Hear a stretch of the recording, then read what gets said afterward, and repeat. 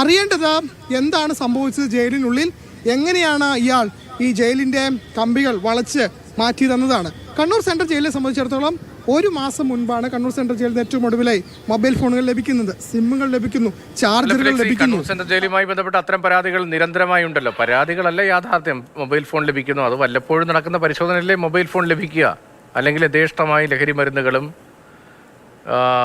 Mobile ഫോണുകളും അവർക്കാവശ്യമുള്ള എന്തെല്ലാം അതെല്ലാം അവിടെ ലഭിക്കുന്നുണ്ട് എന്നത് നേരത്തെ തന്നെ പലപ്പോഴും വ്യക്തമായിട്ടുള്ളതാണ്. കണ്ണൂരിൽ പ്രത്യേകമായി വേണ്ടപ്പെട്ട ഉദ്യോഗസ്ഥരെ നിയോഗിക്കുന്നു എന്നടക്കമുള്ള പരാതികളൊക്കെ നിൽക്കുകയാണ്. അപ്പോൾ ഈ കണ്ണൂർ ജയിലുമായി ബന്ധപ്പെട്ട് ഈ സമീപകാലത്ത്, ഇപ്പോൾ കഴിഞ്ഞ മാസത്തെ പരാതിയെക്കുറിച്ച് ഫെലിക്സ് പറയുന്നുണ്ട്, ഇങ്ങനെ ഈ സമീപകാലത്ത് എത്ര പരാതികൾ വന്നിട്ടുണ്ട്. അങ്ങനെ പരാതികൾ ഇപ്പോൾ കണ്ണൂർ സെൻട്രൽ ജയിലുമായി ബന്ധപ്പെട്ട് കേട്ടാൽ അത്ര ഗൗരവത്തിൽ സാധാരണ നാട്ടുകാർ എടുക്കാറുണ്ട്. ഇതൊക്കെ പതിവല്ലേ എന്നല്ലേ തോന്നുക?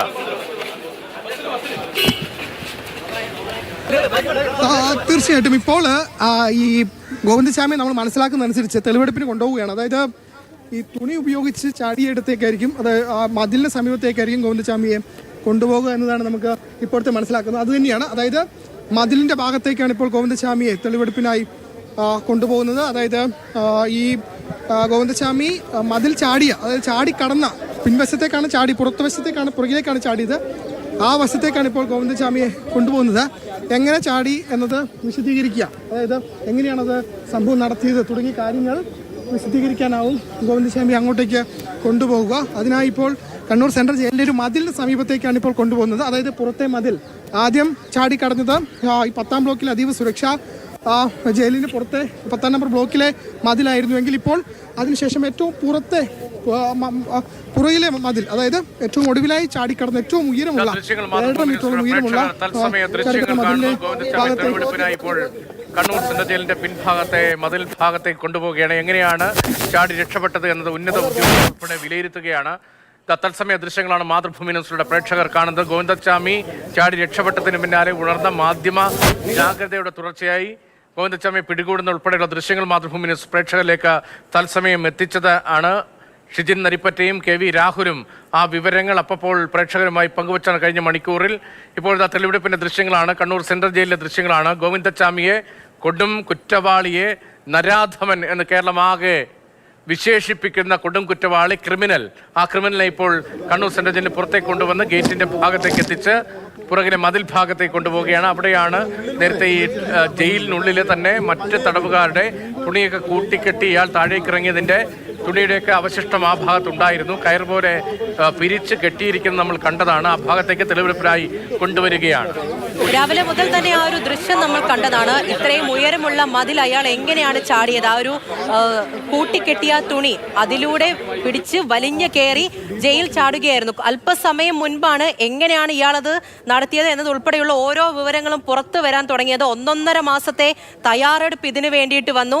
ആരോഗ്യം ഉൾപ്പെടെയുള്ള കാര്യങ്ങളിലാണ് മെലിച്ചു കൊണ്ടുവന്നു ശരീരം. അതിനൊപ്പം തന്നെ ബ്ലേഡുകളൊക്കെ ഉണ്ടായിരുന്നു. അത് ഓരോ അഴികളും ഇങ്ങനെ മുറിച്ച് മാറ്റി ഓരോ സമയം ഇങ്ങനെ. അക്കാര്യത്തിൽ പൂജ, മറ്റൊരു പ്രശ്നം കൂടിയുണ്ട്. ഇപ്പോൾ ജയിൽ അധികൃതർ രചിക്കുന്ന ഒരു തിരക്കഥ ഇനി എന്തായാലും ഇതുമായി ബന്ധപ്പെട്ടുണ്ടാകും. പുറത്തു വരുന്ന പല വിവരങ്ങളിലും ജയിൽ അധികൃതരും സർക്കാരിന്റെ ഭാഗമായ ആളുകളും പോലീസിന്റെ ഭാഗമായ ആളുകളും ഈ സുരക്ഷാ വീഴ്ചയുടെ ഉത്തരവാദിത്തത്തിൽ ചുമതലയുള്ള ഉന്നത തലത്തിൽ പ്രവർത്തിക്കുന്ന ഉദ്യോഗസ്ഥരുമൊക്കെ ഭാഗമാകും. ഒരുപക്ഷെ ഈ വരുന്ന ഇപ്പോൾ ജയിൽ അഴികൾ വളച്ചാണ് പുറത്തിറങ്ങിയെന്ന് ആദ്യ വിവരം വരുന്നു. പിന്നീട് നമ്മൾ സ്ഥിരീകരിക്കുന്നു ജയിൽ DGPയുമായി ബൽറാം കുമാർ ഉപാധ്യായുമായി സംസാരിക്കുമ്പോൾ ഇത് പയ്യെ മുറിച്ചാണ് പുറത്തേക്ക്. അങ്ങനെ മുറിക്കലൊക്കെ അത്ര എളുപ്പമല്ല. എങ്ങനെയാണ് അതിനുള്ളിൽ ആക്സ ബ്ലേഡ് പോലെയുള്ള ബ്ലേഡൊക്കെ കിട്ടുക, അല്ലെങ്കിൽ അതെങ്ങനെ മുറിക്കും? സത്യമാണെങ്കിലും തിരക്കഥയാണെങ്കിലും ഇങ്ങനെ ഒരാൾ ജയിൽ ചാടിയിട്ടുണ്ട്. അത് നമ്മളുടെ ദൃശ്യങ്ങളിലൂടെ ലോകമെല്ലാം കാണുകയും ചെയ്തിട്ടുണ്ട്. വീഴ്ചയുടെ ആഴമാണ് വളരെ വലുത്. ഇപ്പോൾ ഉപ്പിട്ട് അലിയിച്ചാണ് ഈ ജയിൽ കമ്പികളൊക്കെ. എത്ര വർഷം വേണ്ടി വരും? കടൽക്കരയിലെ ഇത്തരം ഇരുമ്പ് പാളികളൊക്കെ തുരുമ്പെടുക്കുന്ന നമ്മൾ കണ്ടിട്ടുണ്ട്. അതിന് സയൻസ് ഉണ്ട് അതിന് പിന്നിൽ. ഉപ്പിട്ട് ഇതൊന്ന് നോക്കാനാരുമില്ലേ, കാണാനാരുമില്ലേ, സഹതടവുകാരനല്ലേ, അവിടെ രാത്രി ചെക്ക് ചെയ്യേണ്ട ഉദ്യോഗസ്ഥരില്ലേ? ഇതെങ്ങനെയാണ് ഓരോ ദിവസവും മുറിച്ച് സിനിമയിൽ കാണുന്ന പോലെ മുറിച്ചൊരു കൊടുങ്കുറ്റവാളി പുറത്തേക്ക് ഇറങ്ങുന്നത്, ശരീരം വലിച്ച് പുറത്തേക്ക് ഇറങ്ങുന്നത്? എങ്ങനെയാണ് ഇയാൾക്ക് അത്രയും വലിയ താടി വന്നത്? ജയിലിൽ ഇങ്ങനെയാണോ ഈ അതീവ സുരക്ഷാ മേഖലയിൽ കഴിയുന്ന കൊടും കുറ്റവാളിയായ ഇയാൾക്ക് എങ്ങനെയാണ് ഇത്രയും താടിയും മുടിയൊക്കെ വളർത്താനുള്ള സാഹചര്യമുണ്ട്? ഇയാൾക്ക് എത്ര വസ്ത്രങ്ങൾ ലഭിച്ചത് എവിടെ നിന്നാണ്? ഇയാൾക്ക് കറുപ്പ് വസ്ത്രം എവിടെ നിന്ന് ലഭിച്ചു? ഇയാൾ പുറത്തേക്ക് ചാടാൻ കയർ പോലെ പിരിച്ചെടുത്ത വസ്ത്രങ്ങൾ എവിടെ ലഭിച്ചു? രാവിലെ എങ്ങനെയാണ് എല്ലാ തടവുകാരും സെല്ലിലുണ്ട് എന്ന് റിപ്പോർട്ട് കൊടുത്തത്? അതാണ് ഇതിനെല്ലാം കൃത്യമായിട്ടുള്ള ഉത്തരം വേണമെന്ന് ഏറ്റവും അവസാനം പറഞ്ഞതാണ്. എങ്ങനെ ഒരു റിപ്പോർട്ട് പോലും പുറത്തു പോകുന്നു എന്നുള്ളതാണ്. 1 മണി 1:15 സമയത്താണ് സെല്ലിൽ നിന്നും ഇയാൾ പുറത്തേക്ക് പോകുന്നത് എന്ന് മനസ്സിലാക്കുന്നത് തന്നെ. അതുവരെ അയാൾ അവിടെ ഉണ്ടായിരുന്നു. ഈ പറഞ്ഞ കാര്യങ്ങളെല്ലാം 1.5 മാസം തയ്യാറെടുപ്പ് എന്ന് പറയുമ്പോൾ ഒരു നിമിഷം പോലും ഇത്രയും നാളും ഈ ദിവസത്തിനിടയ്ക്ക് ഒരു നിമിഷം പോലും ആരുടെയും കണ്ണിൽ പെട്ടിട്ടില്ലേ? പോട്ടെ, ഇയാൾ പുറത്തേക്ക് വന്നു, 3 ഉദ്യോഗസ്ഥർ ഉറങ്ങിപ്പോയി എന്ന് പറയുന്നു, CCTV പരിശോധിക്കേണ്ട ആൾക്കാരും ഉറക്കത്തിലാണ് എന്ന് പറയുന്നു. രാവിലെ വരെ സമയമുണ്ടായിരുന്നു. സൂര്യൻ ഉദിച്ച് വെട്ടം വീണ് എല്ലാവരുടെയും കണ്ണിൽ പിടിക്കുന്ന സമയം വരെ ഒരു സമയമുണ്ടായിരുന്നു. അത്രയും നേരം ഒരു മനുഷ്യനെ കണ്ടില്ല എന്ന് പറയുമ്പോൾ ഈ അതീവ സുരക്ഷ എന്ന് നമ്മൾ വീണ്ടും വീണ്ടും പറയുന്നത് എന്തിനാണ്? വെറുതെ ഒരു വാക്കായി പോവുകയല്ലേ? 10ാം നമ്പർ ബ്ലോക്കിൽ വലിയ രീതിയിലുള്ള സുരക്ഷയുണ്ട് കണ്ണൂർ സെൻട്രൽ ജയിലിൽ. ദാ ഇപ്പോഴും പറഞ്ഞുകൊണ്ടിരിക്കുകയാണ്, അവിടെ നിന്നാണ് ഇത്രയും തയ്യാറെടുപ്പുകൾ നടത്തി ഒരു മനുഷ്യൻ ചാടിപ്പോയത് എന്ന് പറയുകയാണ്. വെറും ഒരാളാണോ? കൊടും കുറ്റവാളിയാണ് അയാൾ.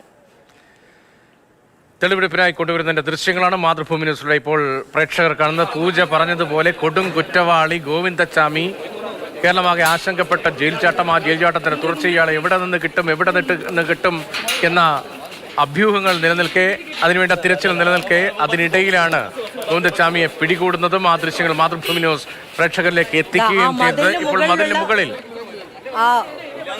വൈദ്യുതി വേലിയാണ്, അതില് കറണ്ട് പോലും ഇല്ല. കുറേ കാലങ്ങളായിട്ട് വൈദ്യുതി പോലും ഇല്ല. അങ്ങനെയുള്ളൊരു വൈദ്യുതി വേലിയാണ് ആ മതിലിന് പുറത്ത് കാണുന്നത്. വലിയൊരു സെൻട്രൽ ജയിലാണ്. അതിലെ സുരക്ഷയെക്കുറിച്ചാണ് നമ്മളിപ്പോൾ പറയുന്നത്. കണ്ണൂർ സെൻട്രൽ ജയിലിനെ കുറിച്ച് അത്തരം സുരക്ഷാ ആശങ്കയൊന്നും പൊതുജനത്തിനില്ല. അവിടെ എന്താണ് നടക്കുന്നതൊക്കെ നാട്ടുകാർക്ക് പണ്ടേ അറിയുന്ന കാര്യമാണ്.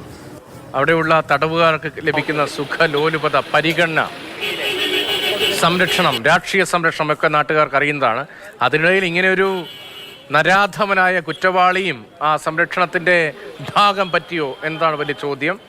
ഇപ്പോൾ രാഷ്ട്രീയമായി ആർക്കെങ്കിലും ഈ ജയിൽ ചാട്ടത്തിൽ ബന്ധമുണ്ട് എന്നതല്ല, പക്ഷേ അവിടെ വളരെ ലൂസായ സിസ്റ്റമാണ്. അവിടെ പറ്റിയ ഉദ്യോഗസ്ഥരാണ് പലരും എന്നത് നേരത്തെ തന്നെ പല ഘട്ടങ്ങളിലും വ്യക്തമായതാണ്. അങ്ങനെ പറ്റിയ ഉദ്യോഗസ്ഥരൊക്കെ ഉള്ള ഇടത്ത് ജോലിയൊന്നും ചെയ്തില്ലെങ്കിൽ കുഴപ്പമില്ല, വേണ്ടപ്പെട്ടവരെ സേവിച്ചാൽ മതി, ജയിലിലെത്തി എന്നതാണ് അവിടുത്തെ ഉദ്യോഗസ്ഥരുടെ ജോലി എന്ന് തോന്നിപ്പോകുന്ന തരത്തിൽ ലജ്ജാകരമാണ് കണ്ണൂർ സെൻട്രൽ ജയിലിലെ ഇന്നത്തെ സ്ഥിതി. ഗോവിന്ദച്ചാമി താടിയൊക്കെ നീട്ടി വളർത്തി, മുടിയൊക്കെ നീട്ടി വളർത്തി, ഏതോ തീർത്ഥയാത്രയ്ക്ക് പോകുന്നത് പോലെ, അല്ലെങ്കിൽ പുറത്ത് നന്നായി നടക്കുന്നത് പോലെ ഇതാ ജയിൽ ചാട്ടത്തിന് ശേഷം സെൻട്രൽ ജയിലിൽ തെളിവെടുപ്പിനായി ഉദ്യോഗസ്ഥർക്കൊപ്പം നടന്നു നീങ്ങേണ്ട കാഴ്ചകളാണ് മാതൃഭൂമി ന്യൂസിലൂടെ പ്രേക്ഷകർ കാണുന്നത്. രാവിലെ പോലീസ് പുറത്തുവിട്ട ദൃശ്യങ്ങൾ പലതും, ഇനി പോലീസ് പുറത്തുവിട്ടതാണോ ഇനി അനൗദ്യോഗികമായി പുറത്തുവിട്ടതാണെന്ന് അറിയില്ല. രാവിലെ വന്ന ചിത്രങ്ങളിൽ പലതും ഇയാൾ രക്ഷപ്പെട്ടു, ഗോവിന്ദച്ചാമി രക്ഷപ്പെട്ടു, വിവരമറിയിക്കണം. ഇപ്പോൾ മാതൃഭൂമി ന്യൂസിൻ്റെ ഉൾപ്പെടെ കാർഡുകളെല്ലാം നമ്മൾ സർക്കുലേറ്റ് ചെയ്തതാണ്. ഇതുപോലൊരു കൊടുങ്കുറ്റവാളി എവിടെയെങ്കിലും ഉണ്ടെങ്കിൽ ആളുകൾ വേഗത്തിൽ തിരിച്ചറിയുന്നതിന് വേണ്ടി. അയാൾക്ക് മുടി വളരെ കുറവാണ്, മീശയുണ്ട്, താടിയില്ല. പഴയ ചിത്രവും അതിനൊപ്പമുണ്ട്, അന്ന് വലിയ പ്രായവുമില്ല. അത് ഏറ്റവും പുതിയ നമ്മൾ ഇപ്പോൾ കാണുന്നുണ്ട് ഗോവിന്ദച്ചാമിയെ. അങ്ങനെ ഒരു മനുഷ്യന്റെ ഫോട്ടോ പോലും ആരുടെയും ഭാഗത്ത് നിന്ന്, അധികൃതരുടെ ഭാഗത്ത് നിന്നും നമ്മൾക്ക് ലഭിച്ചിട്ടില്ല എന്ന് പറയുമ്പോൾ, നമ്മൾക്ക് ലഭിക്കുന്നു എന്ന് പറയുമ്പോൾ അത് പൊതുജനങ്ങൾക്ക് അറിയിക്കാൻ വേണ്ടിയാണ്. ഒരു കൊടും കുറ്റവാളിയാണ് ജയിൽ ചാടിയിരിക്കുന്നത്. അയാളുടെ ഏറ്റവും ഒടുവിലത്തെ ഫോട്ടോ എങ്ങനെയാണ് നമുക്ക് കിട്ടുന്നത്? സാധാരണ ഒരാൾ ജയിലിൽ നിൽക്കുന്നത് പോലെ ആ താടിയെല്ലാം മടിച്ച് മുടിയൊന്നുമില്ലാതെ ആ രീതിയിലുള്ള ഫോട്ടോ. ഇത് കാണിച്ചാണ് നമ്മൾ കുറെ നേരം പൊതുജനങ്ങളെടുത്ത് പറഞ്ഞുകൊണ്ടിരുന്നത് ഗോവിന്ദച്ചാമി ജയിൽ ചാടിയിട്ടുണ്ട്. അയാളുടെ ഏറ്റവും ഒടുവിലത്തെ ചിത്രം ഇങ്ങനെയാണ്. നമ്മൾക്ക് ലഭിക്കുന്നത് ആരുടെ കയ്യിൽ നിന്നാണ്? ആ ഉദ്യോഗസ്ഥരുടെ കയ്യിൽ നിന്നാണ്. അതിനുശേഷം ഒരു CCTV വരുന്നു. ഒരു വെള്ള ഷർട്ടിട്ട് റോഡിൽ കൂടി നടക്കുന്ന ഒരു CCTV വരുമ്പോഴാണ് അതിൽ നിന്നും പല സംശയങ്ങളും ഉയരുന്നത്. അതിൽ വ്യക്തമായിട്ട് കാണാം അയാൾക്ക് കട്ടയായിട്ട് താടി ഉണ്ടായിരുന്നു. പിടിച്ചപ്പോൾ ആ ദൃശ്യവും നമ്മൾ വ്യക്തമായി മാതൃഭൂമി ന്യൂസിലൂടെ കണ്ടതാണ്. എങ്ങനെയാണ് ജയിലിൽ നിൽക്കുന്നത്? കൃത്യമായിട്ടുള്ള ചട്ടങ്ങളുണ്ട്.